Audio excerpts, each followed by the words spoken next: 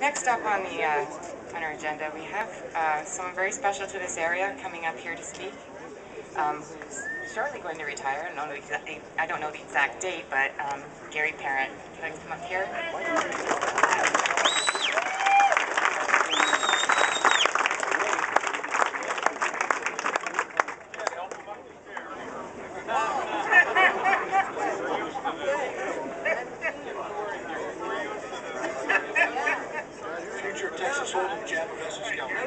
All this sarcasm, I'm telling you. You know, again, I don't mean to take control here, but a mic really impresses the hell out of me.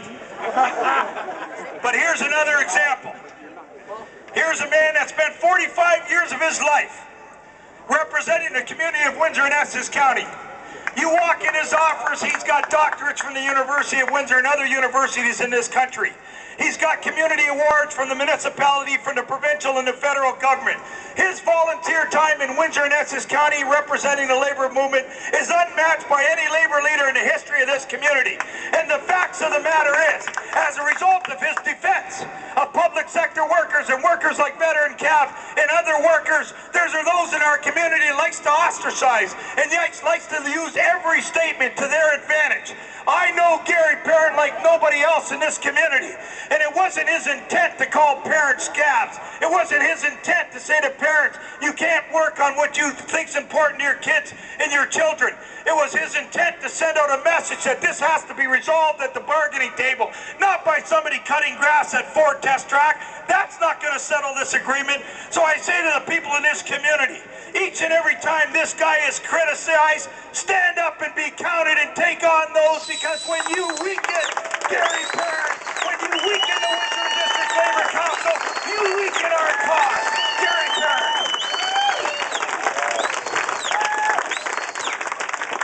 I think I can sit down now. Holy, thanks very much, Kenny, for those kind words. And let me tell you, sisters and brothers, you're not going to weaken Gary Parent. His spirit, his desire to work on behalf of people, and I don't care if I'm retired from Local 444 or Chrysler's, I'm not retired from the fight. Never, ever, ever, as long as there's breath in this body.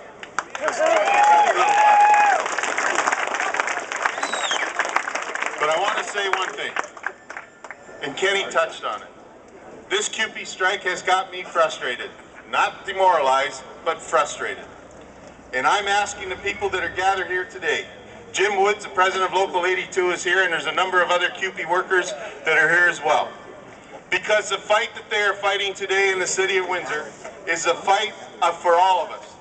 If they get away with it in the city of Windsor, what they want to get away with is on post-retirement benefits, then sisters and brothers, we're all in dire straits as far as where we go from here to protect post-retirement benefits. So I encourage everyone, as Kenny did, get on the phone, call your municipal councilor if you live in the city of Windsor. Call the mayor's office, because the mayor keeps saying publicly that he is getting people that are calling him and telling him that he's on the right track. Hold tight, Eddie. Well, I say to Eddie, it's time for you to walk away from the bargaining table. Let your negotiating committee that you're paying big bucks to go to the bargaining table with CUPE and let them negotiate a collective agreement that's fair and equitable for those workers. Get away from the table. You don't deserve to be there, and you don't deserve to represent the city of Windsor, because you're doing a terrible job and a disservice. Because, brothers and sisters, I hate to use a time like this, but I'm like Kenny. When I get a mic and there's a cause, I'm telling you. And I want to say that when you talk about the city of Windsor, because there's going to be a day that this strike gets settled. But can you imagine yourself as a city of Windsor worker going back and wanting to give 130% that they gave prior to the strike to the city?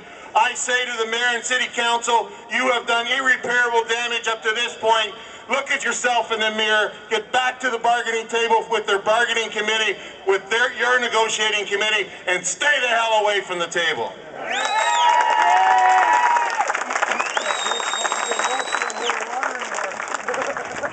I now have the distinct pleasure of bringing two people forward that are fighting on behalf of workers day in and day out in the highest level of government